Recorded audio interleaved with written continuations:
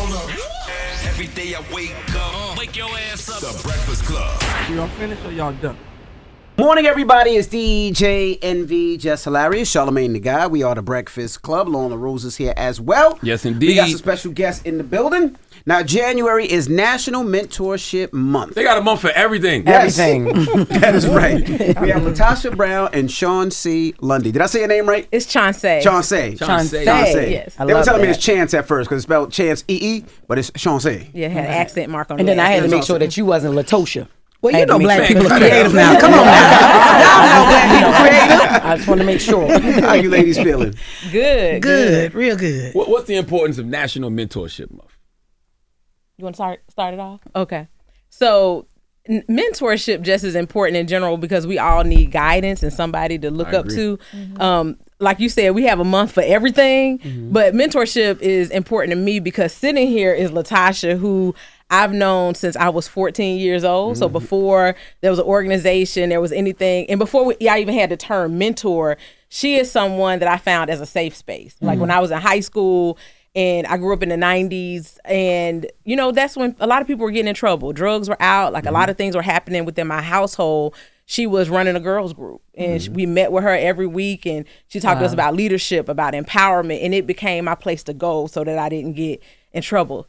Like, you know, and so it's always, I've always seen it as something important to pay it forward. So when there's no terminology, I never called her my mentor until maybe 10 years ago. I was like, oh, I guess that's what it was. But it was like somebody who was looking out for me, looking out for other girls, using her own resources to take care of us. And us being a part of organizations, just making sure that we had something to do. Like, it's that guidance that you're not getting necessarily at home, and having somebody else to talk to, somebody to help guide you along the way and to bounce ideas off of. Because, you know, we can get inside our head, especially when you're a teenager, about what you think is right. And you have somebody like, no, that's not right. And, you know, you don't listen to your mama them all the time. And so that's somebody's like, that kind of reinforces those things that, you know, maybe you should make different decisions. And when did y'all meet?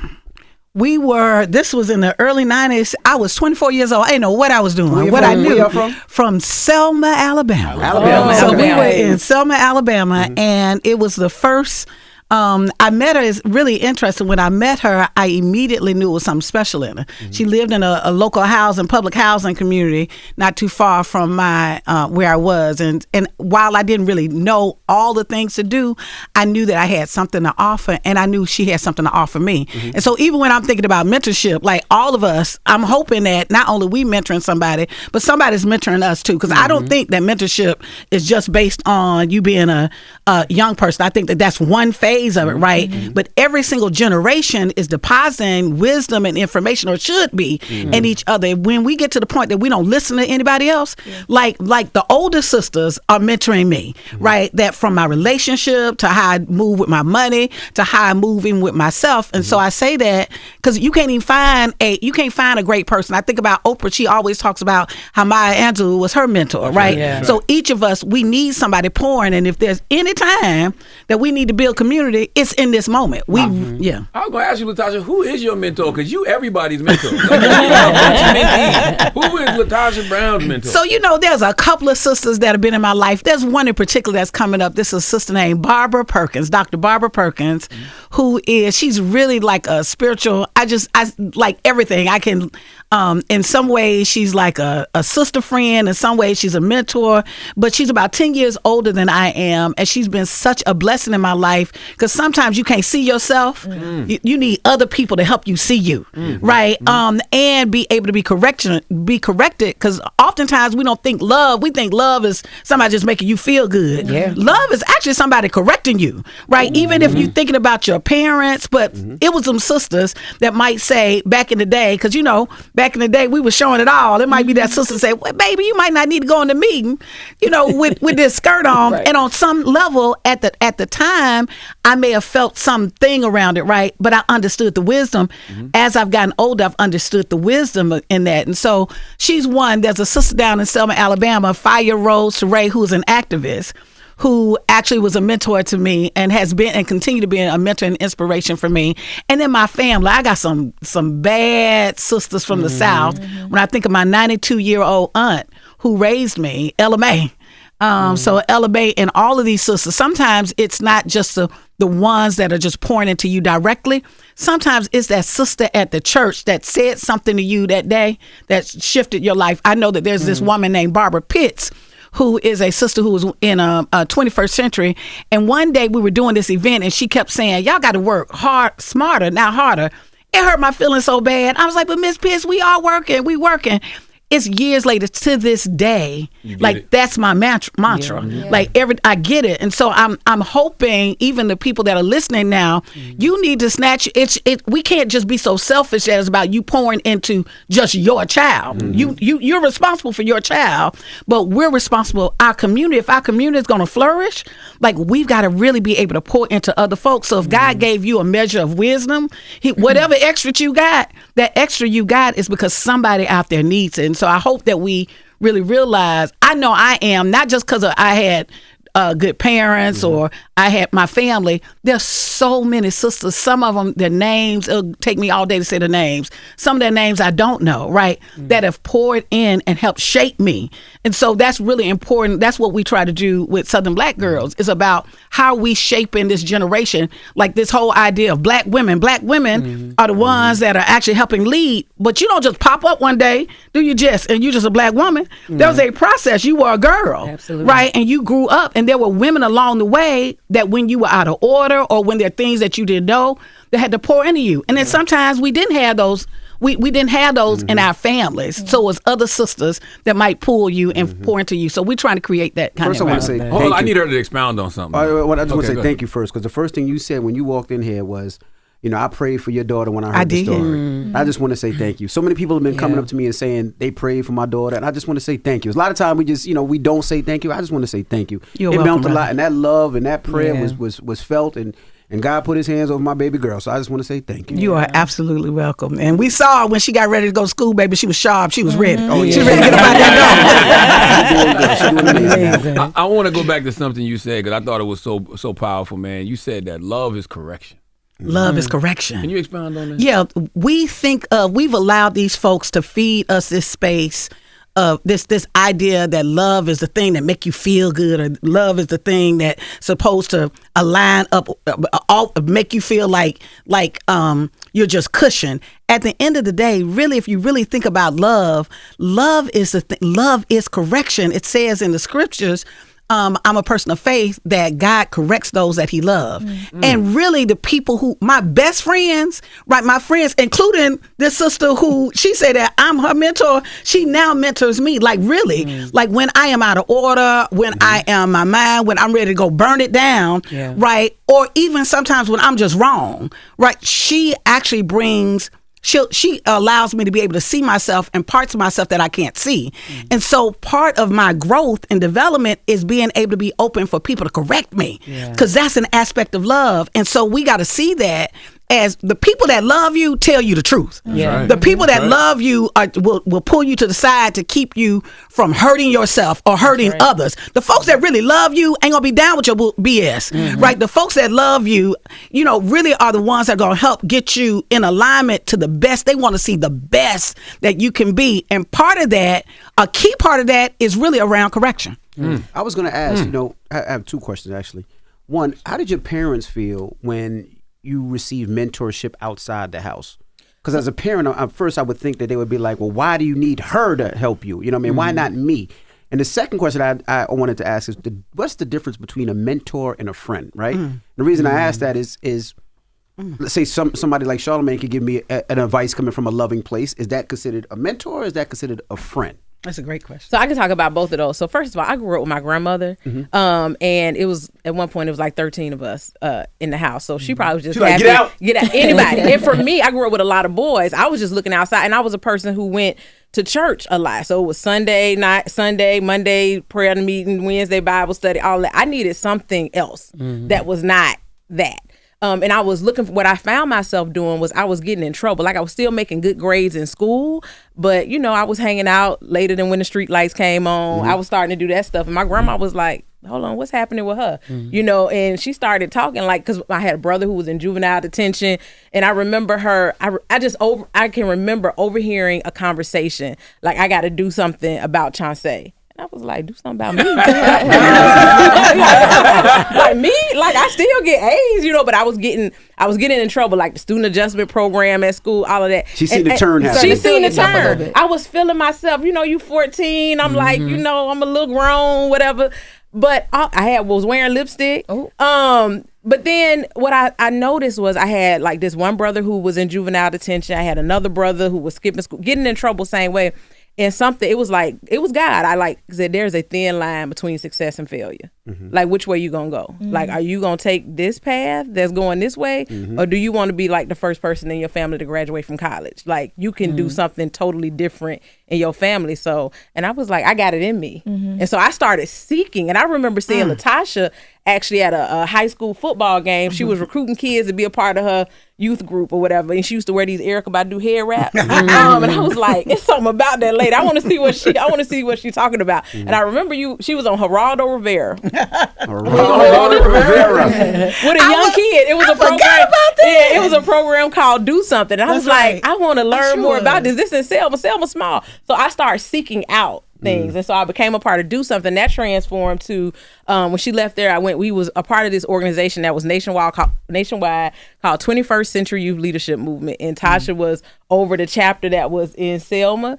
And because of that, like my grandma was happy. Like, she picking you up, you doing something positive. That was something that she needed help. And I had aunts and stuff like that, but that was somebody that I could talk to, you see her doing good stuff in the community, you want your child to be aligned with that. Right. So I think my grandma, if you talk to her, it was let's Psalms 23, let's, we gonna read the Bible, you need to pray. But she, I'm gonna talk to LaTosha and she gonna make it plain, make it plain in different ways that I can understand. And like she said, like sometimes you need someone who can correct you, but with love. Like, we can get in an argument right now, and in the next 5 minutes, we gon' whatever. But I'm like, nah, you was wrong. And so I think that my grandmother enjoyed having that, and she saw opportunity. Like, she took me on my first flight. Like, we going to this, we were talking about immigration and immigration rights when I was a teenager. Like, she was taking me to economic justice meetings for the Southeast region. I didn't know anything about that, but she was like, I'm going to expose you. My first trip out of the country, she took me to Mali, West Africa. Like, she exposed me to different things. And so that allowed me to expand my mind and say, this is what I want to do. And it's not just me. There are so many women that are doing this. There are so many people who are pouring into folks like this. And you ask what's the difference between a mentor and a friend. I think it calls for both.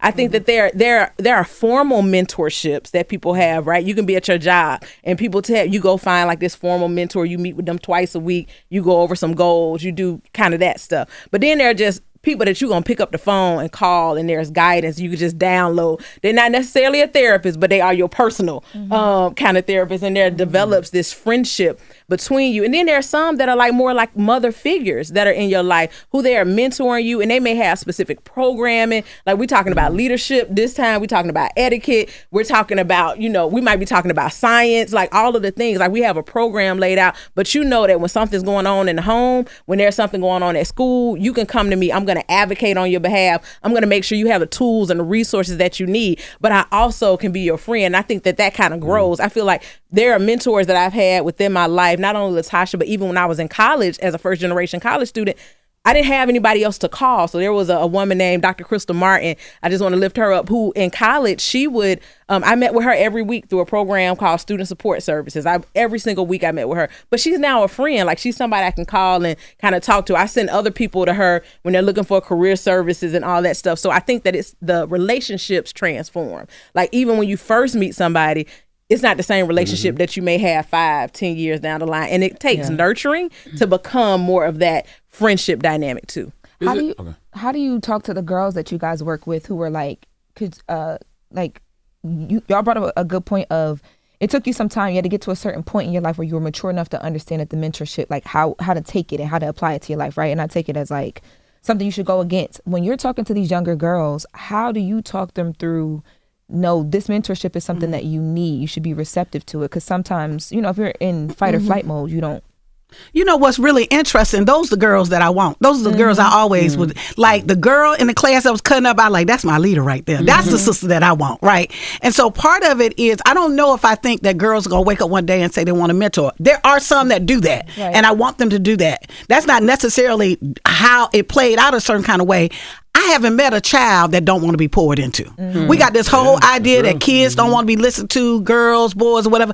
I've not met a kid that don't want to be poured into. We just don't want to have the discipline and the courage to actually figure out the rhythm of it. If I come at you a certain kind of way, if I'm paying attention to you, I should know that if I come at you a certain kind of way, you ain't gonna listen to me, right? So I'm gonna feed you what you eat. If you're gonna come to me, if there's a certain that I've seen that you want attention, then there might be a way that I give you some individual attention. I pull this sister to the side that's cutting up in the classroom and be like, what's going on? Just talk to her or listen to her. And so I think sometimes we so caught up in these structures of what things supposed to look like that we forget that these young people, oftentimes when they're acting out, they're asking for help. They want some support. They want somebody to see them. And so I know I did. There are times that I cut up because I was frustrated. I didn't know what else to do, right? I might not have had anybody that I wanted to talk about at home. It may be something I was going through that I was embarrassed about. So I say that to say that I do think that young people, and particularly young women,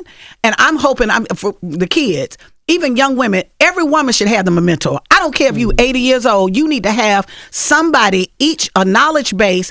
Like your institution knowledge base is person after person. So every single human being, you should be thinking about who you are mentoring and who is mentoring you, who's pouring into you and who are you pouring into. And so I'm with the girls that oftentimes it's just really the gathering and building relationship. Like I'm not trying to put you in my mentor box. That's why some of them programs don't work. Because all they see in you is as a number. You just another number in my program, right? Instead of I actually see you as a person, and I am and I'm creating a space for you to understand that if you want to be in a relationship, like we can be down. And so what we've seen is hundreds of girls. Like if y'all got to come to our Black Girl, our Dream Conference. Like they need the mentorship. Listen, they need it, and they're actually open for it. We just in our minds, I'll talk about them. He talking about us. Oh, y'all need that. Jess said, "What did you say, Jess?" Listen, so the girl that you were just describing, right? Like the one that's cutting up in class, the one that talked too much. I was definitely her. Yeah. You know what I Both mean? us, yeah. I was funny. I was, just always making a mockery of everything. But I did my work and everything. So I resonate with that part of it. Because I'm a leader. And I was told that by a lot of mentors in school and like nurses and teachers and things like that. But I want to know, do you ever have parents or moms that are like not receptive to what y'all do? Oh, absolutely. Absolutely. Let me just say, in my process, I don't know if I never was in a mentoring program necessarily like that. My mother was unable to keep me. I wasn't raised by my mother. I actually was raised partly by my grandmother, my grandparents. My mother lived with us, but she had an illness. And then then I wound up staying with my aunt as well. And so I didn't have the traditional. And there was something in me that even though I always was safe, I wanted the Leave It to Beaver family. I wanted the mama, the dad, you know what I mean? And I know some of y'all don't even know what I'm talking about, but I know you know what I'm talking about, right? But so I think part of it, we're going to run. Let me give one example of something that happened with Southern Black Girls. We were doing, this is on my screen. So when we were gathering, before we started, we wound up doing focus groups all over the country, all 13 states. We work in 13 states. And so in one of the places we were in New Orleans, and there was this sister about 40 years old that we were doing focus groups with the kids, with girls between the ages of like 12 and 16 or something. And we were asking questions. And one of the questions was, what is a Black girl's dream? What's your dream? Right? And so we're in this space, we down in New Orleans, and there's this sister in her 40s. She keep jumping in. So there's she disrupted the thing because it's for the kids. So I pulled her to the side. I pulled her outside. I said, listen, sister, we trying to get with the kids and we're trying to get their dreams. And when you jump in, she said, I know. She said, I'm just so excited because I'm 40-some years old and ain't nobody ever asked me my dream. And so I'm like, just think of that, right? Like, ain't nobody ever asked me that. And so I'm saying that because some of even the way I work ain't just about the girls. Y'all will be surprised. Chancee, I tell you, you'll be surprised that when we're having our work, you will have 60-year-olds, 70-year-olds. We're telling black women, reclaim your girlhood. Oftentimes, many of us, our girlhood was taken, whether it's through sexual assault, whether it was you had to grow up too soon because your mom and your dad, folks had to go to work, whether it's you had to fend or fight for your family, take care of the other kids. Your girlhood was taken from you, but it's still a part of you. So we're saying reclaim that. So while we're working with the girls, we're oftentimes working with, we have other activities for adults and parents, and sometimes it is that parent that may not want their kids, but I'm telling you, baby, they come up in the space, we got them. You come up in the space, we got you. Right? Not because the other thing is not because we're trying to trick you, is because we see you too. Right. And we see your little girl and we affirm your little girl that's in you. Because all of us got some brokenness. All of us got that. That's the point in which we get broken as children. And so that's all adulthood is. Adulthood. That's all adulthood. You spend the majority of your adulthood, especially if you're going to therapy, trying to fix your inner child. Trying to fix your inner child. And so our work is based on the inner child. Yeah, I tell people all the time, you can talk to somebody that's 85 years old and they'll start talking about what happened when they was 15. That's right. They're like 15. I'm like, dang, but you done lived the whole like 60 years past that. You know, so but that's it. And I think that one of the questions when you were asking about the parents, I think what it is sometimes is fear. It's fear in what they haven't been exposed to themselves. Like I work with young people sometimes, like taking them on trips. I started something because LaTosha took me on a trip. I take girls on trips. And so the most resistance I get sometimes is from parents. I'm like, you don't want your child to do this? But it's because they haven't been. They haven't seen. They haven't been exposed. And they're afraid. And I get that. But once they see, and like she said, once you experience something, then, you know, you want your child to be a part of it. But I think that a lot of times it's also just the fear. And what are you going to tell my child that I haven't told them? And that's usually what it is. Because I always use the example from the movie Lean on Me, you know, with Morgan Freeman. Remember there was a girl, I think her name was Shaniqua or whatever. It was a girl, she had got pregnant or whatever. And remember when they went to the house, the mom wasn't receptive of them trying to help her and everything. And she was explaining to her mom, but this is going to help me. And, you know, but when you look at the mom, at the end, everything calmed down and everything, and she was able to receive the help. But the mom had never ever experienced somebody really trying to help them or was ever exposed to somebody trying to change their life, you know. And so a lot of times the parents can be the downfall of the kid, like, you know what I mean, like, I guess because they haven't lived out their childhood. Right. And they deal with their family. Right. It's things have been given to them like transaction. If somebody does this for me, then what are they going to want in return? Yeah. So I'm afraid to receive your help because you're going to want something from me and I can't pay it back. Yeah. Or scared of the judgment. Or the judgment. Absolutely. Well, let me ask you ladies a question, right? This is a full-time job, right? So I got about 12 of them. But I was going to ask, so how do you make sure your needs are being met? You know, both of you, because you got bills, you got a place to live, you got to drive somewhere. So how do you make sure what you're doing, all this work to help everybody else, how are people helping you? Well, I want to start, but I want to turn this over to Chancee because I do want to lift her up. This young woman, Chancee is the bomb. Let me say something. I am so proud of, I don't do no other work in my life. Like, I am so grateful to God for this sister, you know, and I'm saying this because she gave I had this vision, created this organization. She had a business.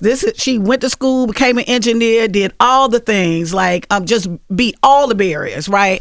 And created her business. And then I knew I couldn't really afford her at the time, but I was like, can you just come over here and work with me a little bit, right? And she came and fed into the organization, and now she leads the organization. Literally, I'd like do what she tell me to do, and leads the organization, but it's so much love. Like, this is our life. Like, this work is an extension of our life. And so it's so much love. I think part of what keeps us moving is that we fundamentally believe that God, we really do. We believe that this is part of our mission and our calling.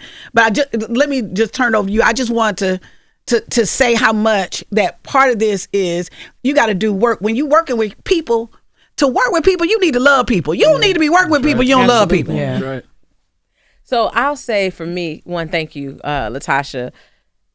But I always felt like it was my life's calling. Like I was going to end up back in this circle in some kind of way. I've always worked with girls. I've always done this work in some form of fashion. But now to do it as a full-time job, it was just time, right? It was timing for me to do this. And I get full by just being in community. Like, see, if you look at the organizations around our 13 states who are doing work, when I see how they are transforming the lives of young people in those communities, this past weekend, we had a youth leadership academy. We have young people that represent all of our 13 states, and they came together. They were putting on workshops themselves. Like they had come up with stuff. Like when you see stuff like that, like you just like in awe. It doesn't feel like work. I mean, it do sometimes, but it doesn't feel like work. It's like the goodness. Like when you see Black women coming together and like literally throughout the country, there are women doing this work, particularly in the South, where folks are working with very little resources to do this work, often pulling out of their own pockets to do this work, but they know that it's necessary. Like, it's like, how can you not go on? And I have a son, so, you know, I don't get the girly, all the stuff and the wear pink, like he, you know, so this is my outlet. Right. Even. This is my outlet for that. But I also am making it better for him, because when you help some people, when you help Black women, you helping everybody. When you help Black girls, you're helping the community. And so that's how I see it. It's just a continuation of just what was given to me. I don't even like to say that I'm paying it forward. I'm just doing what God called me to do. What I really want to know is how can people donate and help? Like, we got that. Okay, that's what I was asking. You know, people listening, some people like, I can't be on it and be a mentor, but let me give a little something. Listen, there's a couple of ways people can be involved, right? So we have the way that we do our money. Like we started, I want folks to understand, we had no money. Like God gave me a vision. I was in the shower. God gave me a vision. I moved on. We had no money. The vision is what we decided in the last 5 years. We've given away how much? $11.4 million. What we've put on the ground. We just gave $1 million. Let me show you how good God is. So I know this ain't no whatever. I'm gonna show y'all how good God is. So this year, we thought last year, because last year was a really hard time to raise money, especially because we got Black. All my organizations got Black in the name because I'm Black. But anyway, we had a hard time at the end of the year. We thought we were gonna have to suspend our programs. Why was it hard? Was it for the DEI thing? I think the DEI, all of that, and even the groups, the youth groups. I don't know why, but oftentimes when money get cut in state budgets and city budgets, the first programs they cut are young people, are youth, right? And so here we are in the states that are already, we work in the hardest states, right? When you think of states like Mississippi, that 99, I need folks to understand, 99% of the kids in public schools, white and Black in Mississippi, are on free or reduced lunch. Like, so that's what our playground, we going where it's hard, right? And so the resources were not coming, and we thought we were gonna have to suspend our program. Just in the nick of time, we had two donors to come in and be able to support. And a year that was our toughest, we were able to have our largest grant cycle. So in January, what did we do? Yeah, and we gave about $1.4 million, $1.2 million away. To not just nonprofits, but to also... Also, we supported 25 businesses, too. We had an entrepreneurship program, our Dream Investment Program, last year, where we had like training for early stage entrepreneurs, those people who in 3 to 5 years, but also young people who had businesses as well. So we supported businesses. We supported our defense fund. We supported Black women who are working for the protection of Black girls, and our Dream Fund, which is those critical intervention type of organizations, whether it's leadership, empowerment, STEM, arts and culture. We were able to support those organizations across the South who are doing that work. One of the things, I want to lift up something that LaTosha said. One of the things that we saw last year is that somebody in community who's doing this work, they may not have gotten federal money directly, but it may have trickled down through 3-4 levels before it got to them. So it was a state of emergency last year, literally a state of emergency for our organizations. Organizations are collapsing. And I just want to lift up, without those two donors, we would not have been able to we gave money out to 62 organizations last year, and that was just unheard of. That's not what people were doing. And the average budget of our organizations is under $200,000. And so even that $30,000 grant, $40,000 grant, $15,000 grant, people call us crying because of that money, because that's sustaining them. Now you can give to us by going to southernblackgirls.org. Southernblackgirls.org. I want to ask something. How do you... First of all, I love this conversation because mentorship is so important for men and women. But how do you mentor without projecting your own path onto someone else? That's a great. That's an excellent point. That's an excellent point. That's why I get paid the big bucks. Yeah, that's why you get paid the big bucks. That's a great point. You know, I think that there is, on some level, we be real, we all do that. So let's just say that. Like, all of us do that on some level. But I think part of what I love the way that Chancee and her team have been setting things up, you know, is that we create space for there to be peer-to-peer mentorship as well. So it can't just be top down. it's also you got to create these other spaces. And you talk about the ambassadors. Yes. Yeah. Even with our youth ambassadors, like they're leading and we give them space. So one, we give them space to make decisions. We have what we call a participatory grant making model. We do trust-based philanthropy. These are all the terms. But what it means is we build with community. So community is giving input into the decisions that we're making. And even with our young people, they actually tell us what they want. They tell us the path. Like we don't helicopter in and say, we think that young people need to see X, Y, Z. They tell us this is what's most important. Like for example, this past weekend, they told us that I don't think we talked about mental health like this in the late 90s. We weren't talking about mental health in this way. But the girls, all we were hearing was that we need more support for mental health. We need more support. So they guide that decision making. So even as a mentor, it means listening to what people are saying the needs are. Because I can't tell you to go down this path. I might give you these are some of the infrastructure you might need, but I'm listening to what you need and how I can support it. There are some young girls who were some of our youth ambassadors. They were talking about in Mississippi that girls really need mental health. They have set up now. They were empowered to set up their own. We supplied them with resources, a group therapy. Like now that they're going to be having group therapy, they've been supplied with therapy. So that now they've set up their own Magnolia Circle. So now they're going to have mental health and wellness. They saw such a need for mental health healing and different practices in Mississippi amongst Speaking girls. of mental health, one of the things is what we're excited want to highlight for us is we partnered with Megan Thee Stallion. So we we partnered with her. We've been working with her foundation for the last how many years?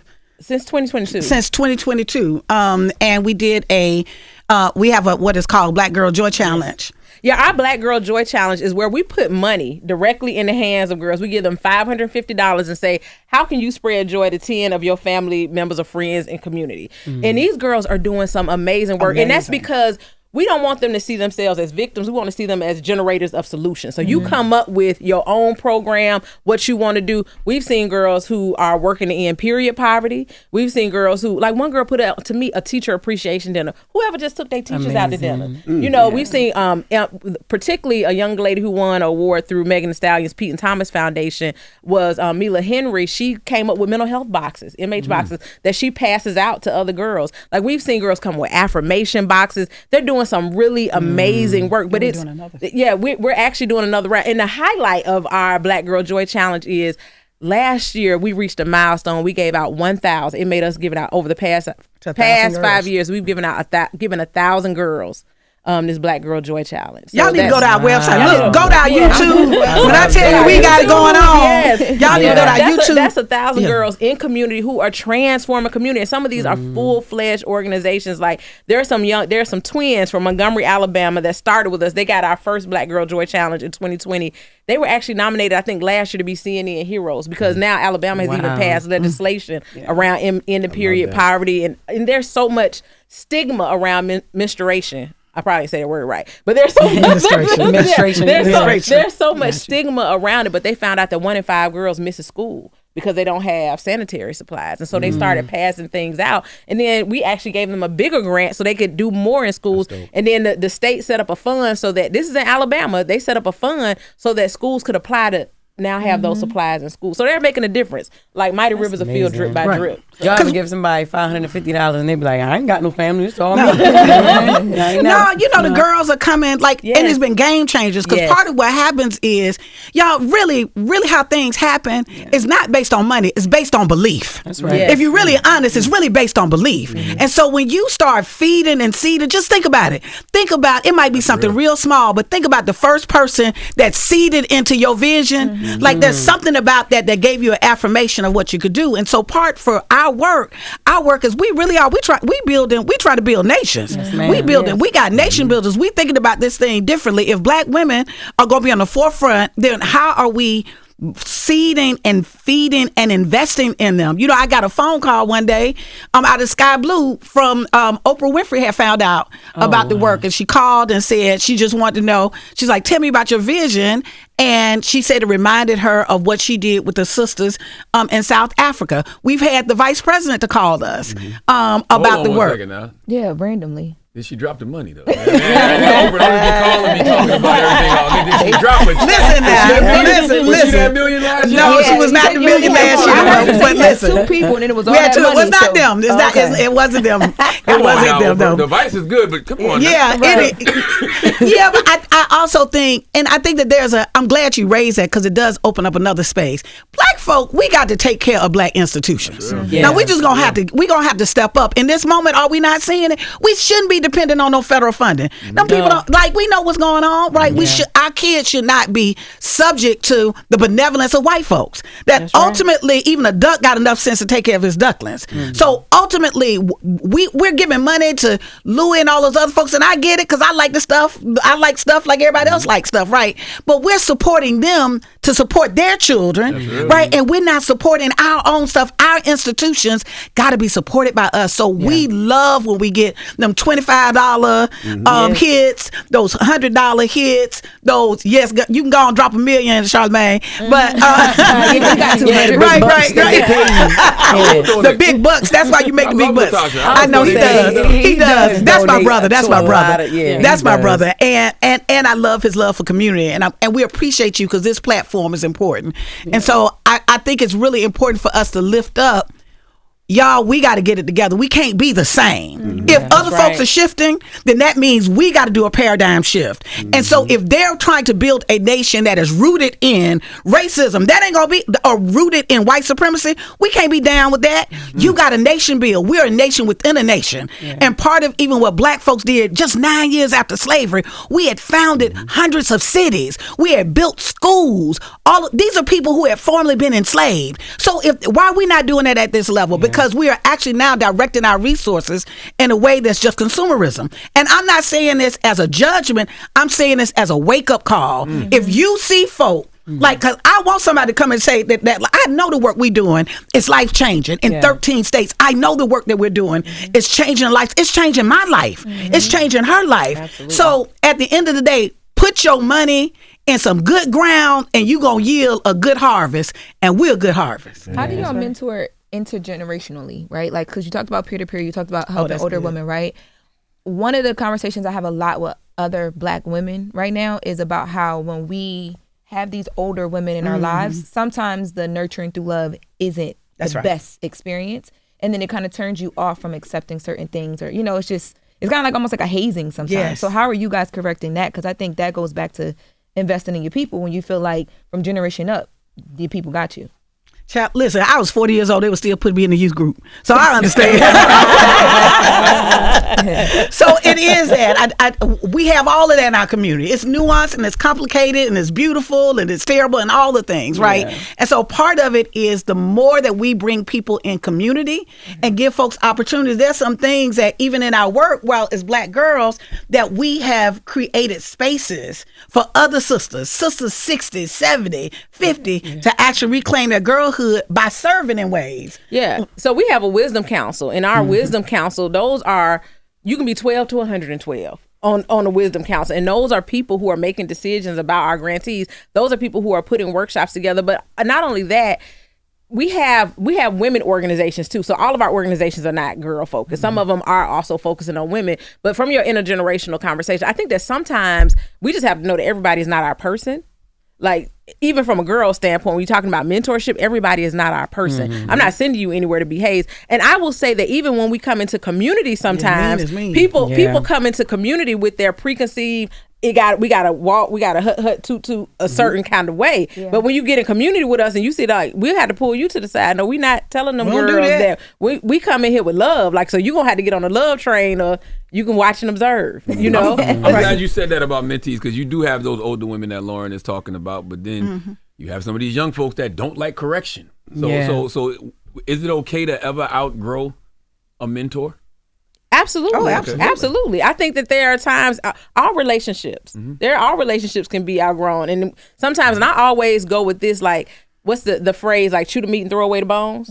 Like, there are some things, there's knowledge you can get from a lot of different spaces. And then there are sometimes you can tell that people are giving you information that's kind of based in, they're projecting their own, what happened to them, their own hurt, that whatever. You like, sometimes I can be listening to somebody and I'm like, okay, I'm gonna take that, not that. Take that, not that. Yeah. And then I know, like, that's not, and then sometimes I know when a season has ended, right? So it may be time for that season to end, and you don't get that good feeling. So, if you keep forcing yourself into a relationship just because somebody says you got to be in this relationship, Like, why are you there? You can find somebody else. And I think that sometimes that usually comes from that formal structure or even organization sometimes. Like, I'm not sending you anywhere to be hurt. Right. You know, you shouldn't go talk to anybody that you know is hurting you. Like, if someone is not giving you the best advice, if they're not looking out for you. And like you said, even in our conversations, although I saw LaTosha as this mentor, it's like really as a big sister, because I said we didn't have that language, like as a big sister. There were times like LaTosha's telling me stuff and I'm telling her, you know, like, you need to do this, and this. You know, this is what I think. What you gonna do about it? You know, or just turning that mirror, you know, sometimes. So it's a two-way street. Even with older people, like I've always been able to have that conversation. You know, even when my grandma used to do stuff. Now, you know, you can't really tell your grandma too much, but I tried. You know what I'm saying? Then there are some things I used to be like, you know, I'm just let her keep writing that check to them people. Like I done told her. And my grandma passed, we found all kind of charities she was giving to. I was like, I told her to stop doing that. Like they not gonna listen, but you know, there's that intergenerational aspect that you have. Like there are people in family. So I think that we have people in family that we're mentors to, and we may not be going anywhere from that. And then there are people who just in community, like that we can like, hey, we're gonna part ways. Yep. I'm gonna talk to somebody and else. There are people like at the end of the day, what I'm real concerned about in this moment is the new flavor today is being mean. Like some way, like everything is about a clickbait. Everything is about let me be mean, and some way that means that I'm strong or I'm dominant. That at the end of the day, people are people. You either love people or you don't. And so there are sisters, there's brothers. There's just some mean ass people, right? And at the end of the day, when you see that, you have to separate. Even in our space, listen, if we're in a space and she's saying it, you know, if there is an adult talking to the kids a certain kind of way, what did I say earlier? Love corrected. We gonna correct you. You can't come in our space and be abusive to those girls. Not in front of us, not what we see. And we actually create safe spaces for the kids so that they got their own rhythm. They got their own language. They got their own thing that they do. And we're also pouring into adults that work with them as well, because they got their own space, and we want them to really be able to grab home and reclaim their own girlhood. But at the end of the day, all of us in this moment, I'm hoping that we understand, you know, and I ain't come on here to be political, but let me say this.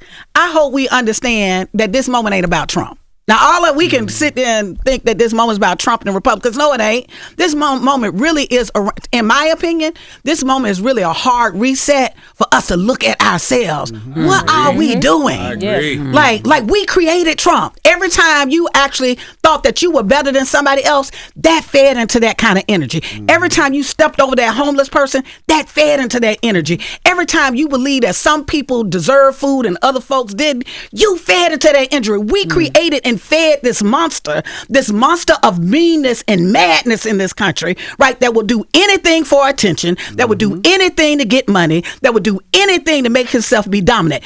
That lives in us too. And so part of, if we want to see something different, then we gonna have to be different. So in this space, as we deal with our kids, like I'll hear folks, and they'll say something, yeah, but these boys now, these boys do the same thing that boys did 50 years ago. They just doing it online. They just doing it online. Right? The girls do the same damn thing that you did. The bottom line, you talking about the girl getting pregnant. Half of y'all, you just didn't get caught. Like at the end of the day, don't act like y'all wasn't having sex. Right? So I'm saying that because there's a particular kind of way that we judge others to make ourselves feel bigger and better. Ain't that what's happening right now, that kind of consciousness?